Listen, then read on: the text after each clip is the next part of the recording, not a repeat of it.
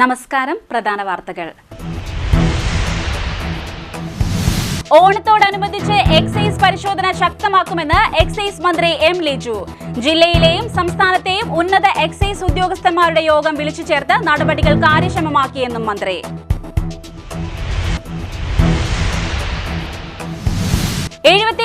Nehru trophy വള്ളംകളി 22-ന് മുഖ്യമന്ത്രി VD. Satheesan ഉദ്ഘാടനം നിർവഹിക്കും. ഒരുക്കങ്ങൾ പൂർത്തിയായതായി സംഘാടകർ.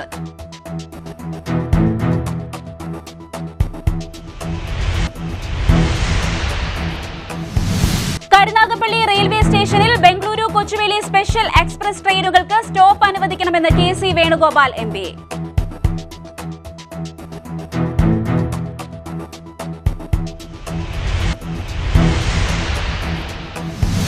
പ്രസിദ്ധമായ 60ാമത് മാന്നാർ മഹാത്മാഗാന്ധി ജലോത്സവം. ഒരുക്കങ്ങൾ പൂർത്തിയായതായി ജലോത്സവ സമിതി ഭാരവാഹികൾ.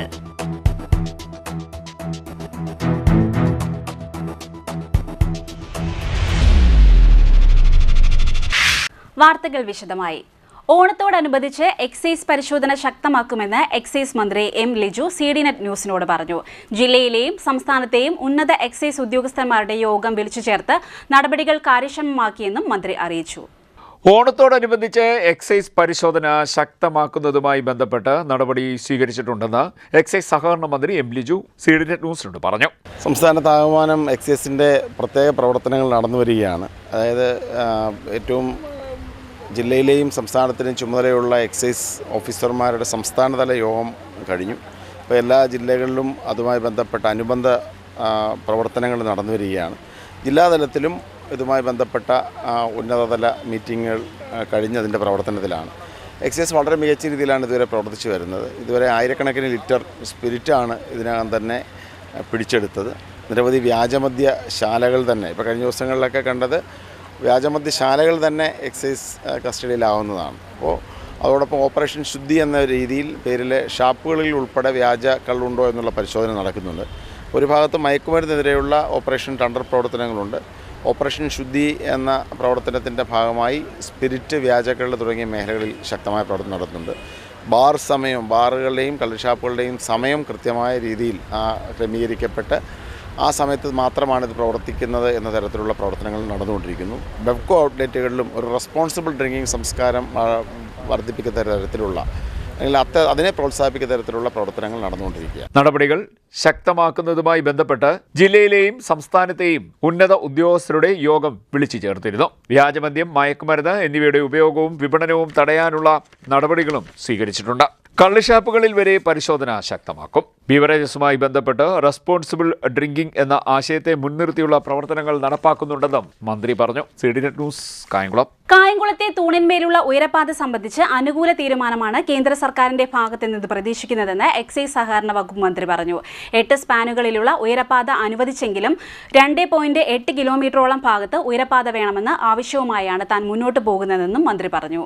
കായംകുളത്തെ ദേശീയപാത നവീകരണവുമായി ബന്ധപ്പെട്ട് ഉയരപാത നിർമ്മിക്കുവാൻ കേന്ദ്രം അനുമതി നൽകുമെന്നാണ് തന്റെ പ്രതീക്ഷയെന്ന് എക്സൈസ് സഹകരണ വകുപ്പ് മന്ത്രി എം ലിജു CDNet ന്യൂസിനോട് പറഞ്ഞു. കായംകുളത്തെ ദേശീയപാതയിൽ ഉയരപ്പാത സൃഷ്ടിക്കുവാൻ വേണ്ടിയുള്ള പ്രവർത്തനങ്ങളാണ് ജനപ്രതിനിധി ആയതിനു ശേഷം നടത്തിക്കൊണ്ടിരിക്കുന്നത്. അതിൻ്റെ ഭാഗമായിട്ടാണ് കേന്ദ്ര ഉപരിതല ഗതാഗത വകുപ്പ് മന്ത്രിയെയും അതുമായി ബന്ധപ്പെട്ട ആളുകളെയും നേരിൽ കണ്ടത്. എനിക്ക് ശുഭപ്രതീക്ഷയാണുള്ളത്. നമ്മൾ ആദ്യം 8 സ്പാനോളം അനുവദിച്ചു. ബാക്കി മുഴുവൻ സ്ഥലങ്ങളിലും നമ്മൾ നിർദ്ദിഷ്ട ഉയരപ്പാത, അതായത് ഏകദേശം 3 കിലോമീറ്ററിനടുത്ത് സ്ഥലത്ത് 8 കിലോമീറ്റർ 2.8 കിലോമീറ്റർ തന്നെ വരുത്താനുള്ള ശ്രമങ്ങൾ നടക്കുകയാണ്. ഞാൻ പറഞ്ഞല്ലോ, അതെല്ലാം തന്നെ അതിനുള്ള ശ്രമങ്ങളാണ് നടക്കുന്നത്. അത് അനുകൂലമായ തീരുമാനങ്ങൾ ഉണ്ടാക്കാൻ സാധിക്കുമെന്ന പ്രതീക്ഷയാണുള്ളത്. നേരത്തെ തന്നെ യഥാർത്ഥത്തിൽ വേണ്ട രീതിയിലുള്ള ഇടപെടൽ മുൻകാലങ്ങളിൽ നടന്നിരുന്നെങ്കിൽ നേരത്തെ തന്നെ ഫലപ്രദമായേനെ. ഇതിപ്പോൾ കോടിക്കണക്കിന് രൂപയോടെ ഇൻവെസ്റ്റ് ചെയ്തിട്ടുണ്ട്. പക്ഷേ എങ്കിൽ പോലും അടുത്ത 50 വർഷക്കാലത്തേക്ക് കായംകുളത്തിൻ്റെ ഭാവിയെ ബാധിക്കുന്ന തരത്തിലുള്ള നിർമ്മാണ പ്രവർത്തനങ്ങൾ അനുവദിക്കരുത് എന്നുള്ള തീരുമാനമാണ് ജനപ്രതിനിധി എന്ന രീതിയിൽ എനിക്ക് ഉള്ളത്. അപ്പോൾ അത് കേന്ദ്ര ഉപരിതല ഗതാഗത വകുപ്പിനെ അറിയിച്ചിട്ടുണ്ട്. ഇവിടെയുള്ള ഒരേ ഒരു ഓപ്ഷൻ എന്നത് ഉയരപാത മാത്രമാണെന്നാണ് അറിയിച്ചിരിക്കുന്നത്. അനുകൂല തീരുമാനങ്ങളാണ് വരുന്നത് എന്നുള്ള പ്രതീക്ഷയാണുള്ളത്. 8 സ്പാനുകൾക്ക് ഇപ്പോൾ അനുമതി ലഭിച്ചിട്ടുണ്ട്. 2.8 കിലോമീറ്റർ ദൂരത്തിൽ മുഴുവൻ പ്രദേശത്തും ഉയരപ്പാത വേണമെന്ന് തന്നെയാണ് താൻ ആവശ്യപ്പെടുന്നതെന്നും വരുന്ന 50 വർഷക്കാലത്തെ കായംകുളത്തിന്റെ വികസനത്തെയും പുരോഗതിയെയും തടസ്സപ്പെടുത്തുന്ന നിർമ്മാണ പ്രവർത്തനങ്ങൾ അനുവദിക്കാൻ കഴിയില്ല എന്നും മന്ത്രി പറഞ്ഞു. CDNet news, Kayamkulam. 72ാമത് നെഹ്റു ട്രോഫി വള്ളംകളി 22-ന് നടക്കും. മുഖ്യമന്ത്രി VD സതീശൻ ഉദ്ഘാടനം നിർവഹിക്കും. വള്ളംകളിയുടെ ഒരുക്കങ്ങൾ പൂർത്തിയായതായി ട്രോഫി ജലോത്സവ സംഘാടക സമിതി ചെയർമാനും ജില്ലാ കളക്ടറുമായ ഷാജി V. നായർ അറിയിച്ചു.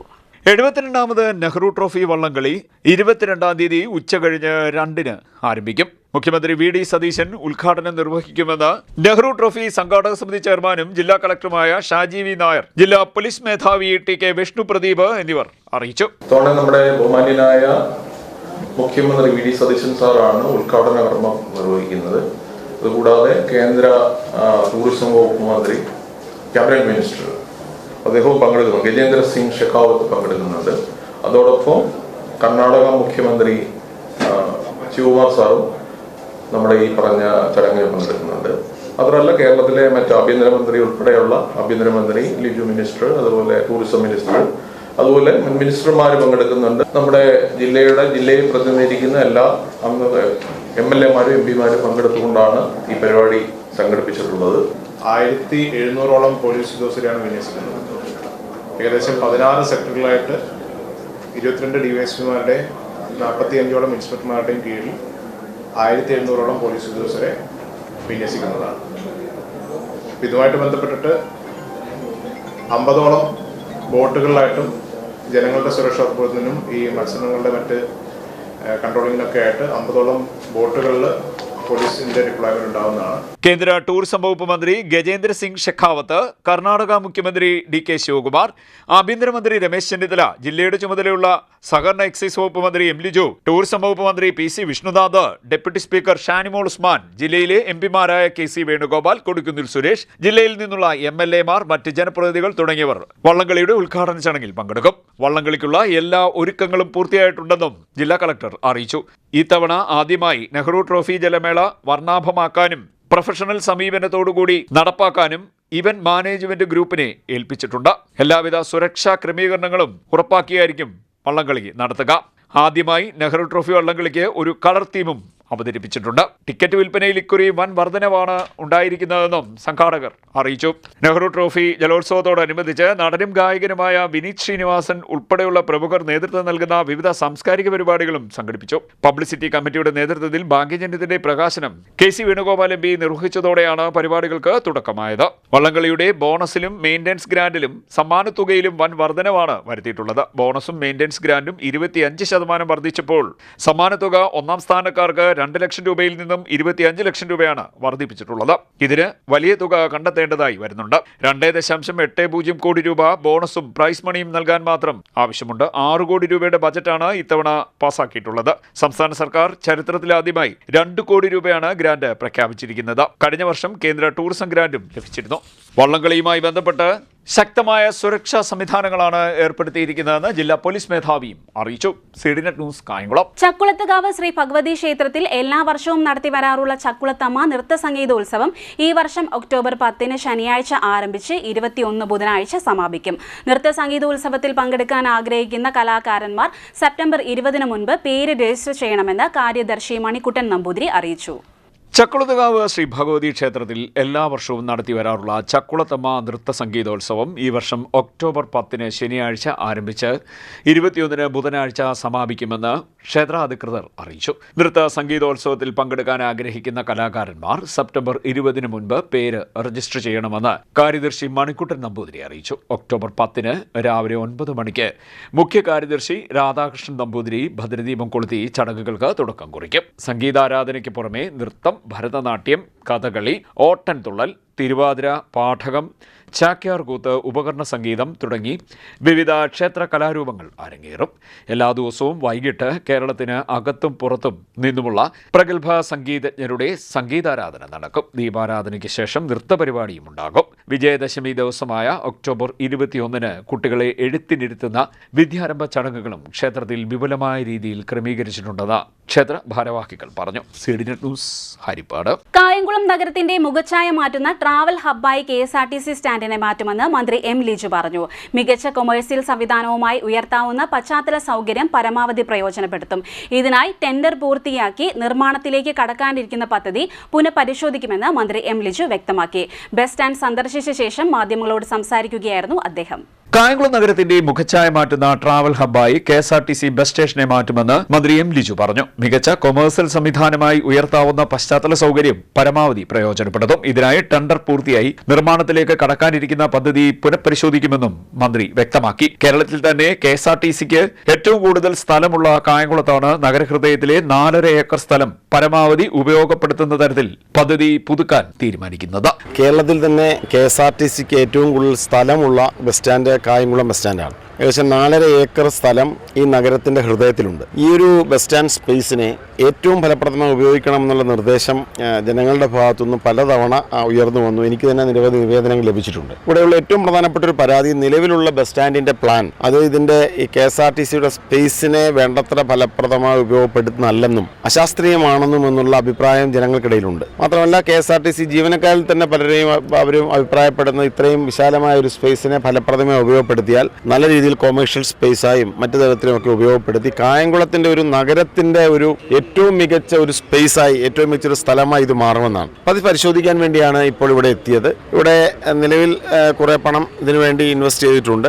എന്താണെങ്കിലും ഈ ഒരു പ്ലാൻ പുനഃപരിശോധിക്കുന്നതിനെ കുറിച്ച് ആലോചിക്കും. കായംകുളം നഗരത്തിന്റെ ഏറ്റവും മികച്ച ഒരു കൊമേഴ്ഷ്യൽ അതോടൊപ്പം തന്നെ ഒരു ട്രാവൽ ഹബ്ബായി ഈ ഒരു സ്പേസിനെ KSRTC സ്റ്റാൻഡിനെ മാറ്റുന്നതിനാവശ്യമായ കാര്യങ്ങളാണ് ആലോചിക്കുന്നത്.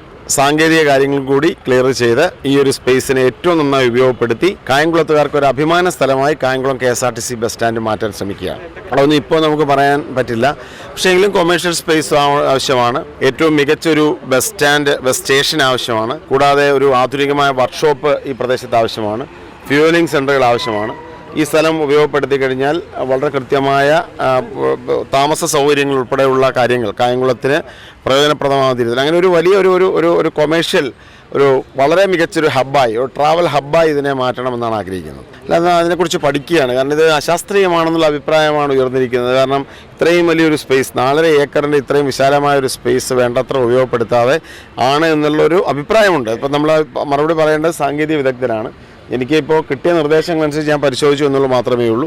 കൂടുതൽ മികച്ച പരിശോധന, മികച്ച രൂപകൽപ്പനയും മികച്ച ആർക്കിടെക്റ്റുകളും KSRTCയുടെ തന്നെ ഇതുമായി ബന്ധപ്പെട്ട് നിൽക്കുന്ന വിഭാഗങ്ങളുടെയും പരിശോധനയ്ക്ക് ശേഷം അത്തരം തീരുമാനങ്ങൾ എടുക്കും. നിലവിലുള്ള ബസ് സ്റ്റേഷന്റെ പ്ലാൻ സ്ഥല സൗകര്യം വേണ്ടത്ര ഫലപ്രദമായി ഉപയോഗപ്പെടുത്തിയില്ല എന്നും അശാസ്ത്രീയമാണെന്നുമുള്ള അഭിപ്രായം ജനങ്ങൾക്കിടയിൽ തന്നെയുണ്ട്. നിലവിലുള്ള പ്ലാൻ അശാസ്ത്രീയമാണെന്നുള്ള അഭിപ്രായമാണ് ഉയർന്നു വന്നിട്ടുള്ളത്. ഇത് സംബന്ധിച്ച് കൂടുതൽ പഠിക്കുമെന്നും മന്ത്രി പറഞ്ഞു. ബസ് സ്റ്റേഷൻ സന്ദർശിച്ച ശേഷം മാധ്യമപ്രവർത്തകരോട് സംസാരിക്കുകയായിരുന്നു മന്ത്രി. CDNet news Kayamkulam. Karunagappally railway സ്റ്റേഷനിൽ ബംഗളൂരു കൊച്ചുവേളി സ്പെഷ്യൽ എക്സ്പ്രസ് ട്രെയിനുകൾക്ക് സ്റ്റോപ്പ് അനുവദിക്കണമെന്ന് KC വേണുഗോപാൽ MP. ഈ ആവശ്യം ഉന്നയിച്ച് കേന്ദ്ര റെയിൽവേ മന്ത്രി അശ്വിനി വൈഷ്ണവിന് കത്ത് നൽകിയതായും MP പറഞ്ഞു. കരുനാഗപ്പള്ളി റെയിൽവേ സ്റ്റേഷനിൽ ബംഗളൂരു കൊച്ചുവേളി സ്പെഷ്യൽ എക്സ്പ്രസ് ട്രെയിനുകൾക്ക് സ്റ്റോപ്പ് അനുവദിക്കണമെന്ന് KC വേണുഗോപാൽ MP ആവശ്യപ്പെട്ടു. ഈ ആവശ്യം ഉന്നയിച്ച് കേന്ദ്ര റെയിൽവേ മന്ത്രി അശ്വിനി വൈഷ്ണവിന് കത്ത് നൽകിയതായും MP അറിയിച്ചു. നിലവിൽ ഈ ട്രെയിനിന് ശാസ്താംകോട്ട റെയിൽവേ സ്റ്റേഷനിൽ സ്റ്റോപ്പ് അനുവദിച്ചിട്ടുണ്ടെങ്കിലും കരുനാഗപ്പള്ളി സ്റ്റേഷനിൽ സ്റ്റോപ്പില്ല. കരുനാഗപ്പള്ളി റെയിൽവേ സ്റ്റേഷനിലെ യാത്രക്കാരുടെ തിരക്കും സ്റ്റോപ്പ് അനുവദിക്കുന്നതിലൂടെ ലഭിക്കാവുന്ന മികച്ച വരുമാന സാധ്യതയും പരിഗണിക്കണമെന്ന് താൻ ആവശ്യപ്പെട്ടിട്ടുള്ളതായി MP പറഞ്ഞു. ഈ റൂട്ടിലെ മറ്റ് ട്രെയിനുകളുടെ യാത്രാ സമയത്തെ ബാധിക്കാത്ത വിധത്തിൽ കരുനാഗപ്പള്ളിയിൽ സ്റ്റോപ്പ് അനുവദിക്കാൻ കഴിയുമെന്നും അദ്ദേഹം പറഞ്ഞു. CDNet news Kayamkulam. Mavelikkara block Congress committee നേതൃത്വം നൽകുന്ന ഉമ്മൻചാണ്ടി സ്മാരക ട്രസ്റ്റിന്റെ 3ാം വാർഷികവും പ്രളയബാധിത പ്രദേശങ്ങളിലെ കുടുംബങ്ങൾക്കുള്ള ഓണക്കിറ്റ് വിതരണവും നടന്നു. കൊടിക്കുന്നിൽ സുരേഷ് MP സമ്മേളനം ഉദ്ഘാടനം ചെയ്തു. മാവേലിക്കര ബ്ലോക്ക് കോൺഗ്രസ് കമ്മിറ്റി നേതൃത്വം നൽകുന്ന ഉമ്മൻചാണ്ടി സ്മാരക ട്രസ്റ്റിന്റെ 3ാം വാർഷികവും പ്രളയബാധിത പ്രദേശങ്ങളിലെ കുടുംബങ്ങൾക്കുള്ള ഓണക്കിറ്റ് വിതരണവും ഉമ്മൻചാണ്ടി സ്മാരക പ്രഭാഷണവും മാവേലിക്കര പുതിയകാവ് സെന്റ് മേരീസ് ഹാളിൽ നടന്നു. കൊടിക്കുന്നിൽ സുരേഷ് MP സമ്മേളനം ഉദ്ഘാടനം ചെയ്തു. സാധാരണക്കാരെ എപ്പോഴും ചേർത്ത് പിടിച്ചാൽ പ്രത്യേകിച്ചും നിരാശ്രയമായ രോഗികൾ കൊച്ചു കുഞ്ഞുങ്ങൾ എല്ലാവരെയും ചേർത്ത് പിടിച്ച ഒരു മഹാനായ ഭരണാധികാരിയായിരുന്നു ശ്രീ ഉമ്മൻചാണ്ടി. അദ്ദേഹം തീർച്ചയായും നമ്മുടെ കേരളത്തിന്റെ സമഗ്രമായ വികസനത്തിന് പുരോഗതിക്ക് നൽകിയ അദ്ദേഹം അടിത്തറയിട്ട് നമുക്ക് എല്ലാവർക്കും പറയാം. വിഴിഞ്ഞം തുറമുഖവും കൊച്ചി മെട്രോയും അതോടൊപ്പം കണ്ണൂർ വിമാനത്താവളവും ഒക്കെ തന്നെ അദ്ദേഹത്തിന്റെ കാലത്താണ് തുടക്കം കുറിക്കുകയും അതിന്റെ പ്രവർത്തനങ്ങൾ ഏതാണ്ട് പരിസമാപ്തിയിലെത്തിക്കാൻ പരിശ്രമിച്ചു. അതോടൊപ്പം തന്നെ ചെറുതുവലുതുമായ നിരവധിയായ വികസന പ്രവർത്തനം കേരളത്തിലെ എല്ലാ ജില്ലകളിലും മെഡിക്കൽ കോളേജ് എന്ന ആവശ്യം അത് നടപ്പാക്കി കഴിഞ്ഞാൽ പട്ടിക വിഭാഗങ്ങൾക്ക് വിദ്യാഭ്യാസ സ്ഥാപനങ്ങൾ ഉണ്ടാകണം എന്ന് ആഗ്രഹിക്കുകയും ആ വിഭാഗങ്ങൾക്ക് എയ്ഡഡ് കോളേജുകൾ നൽകിയിട്ടുള്ള അവരെ കൈപിടിച്ചു കൊടുത്താലും അവർക്ക് സ്വന്തമായി അവരുടെ മാനേജ്മെന്റിൽ എയ്ഡഡ് കോളേജ് എന്ന ആ സ്വപ്നം സാക്ഷാത്കരിക്കുന്നതിന് തീരുമാനമെടുത്ത തന്റെ ഇടത്തോടുകൂടി തീരുമാനമെടുത്ത് അവർക്ക് അതിന് അവസരം നൽകിയ നേതാവാണ് ബഹുമാനിയായ ശ്രീ ഉമ്മൻചാണ്ടി. ഉമ്മൻചാണ്ടി സ്മാരക പ്രഭാഷണം ജി സുധാകരൻ MLA നിർവഹിച്ചു.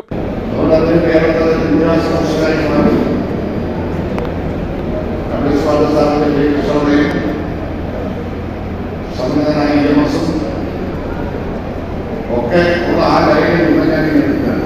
5 വരെയുള്ള നിയമനം പറയുന്നില്ല.